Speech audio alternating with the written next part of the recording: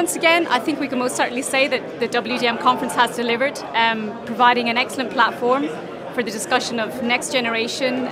optical systems and networks, but also for discussing the foundation of those networks, which is optical fibre, and providing a platform for discussing next generation optical fibres, which are now commercially available and able to enable much lower cost and much less complex 100G, 400G and even terabit systems. Features of those fibres that are particularly useful are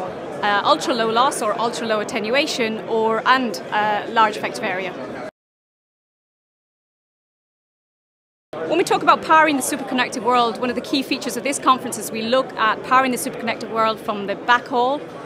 or the long haul networks. But actually powering the superconnected world is putting pressure on consumer device interconnects. And one thing that Corning has been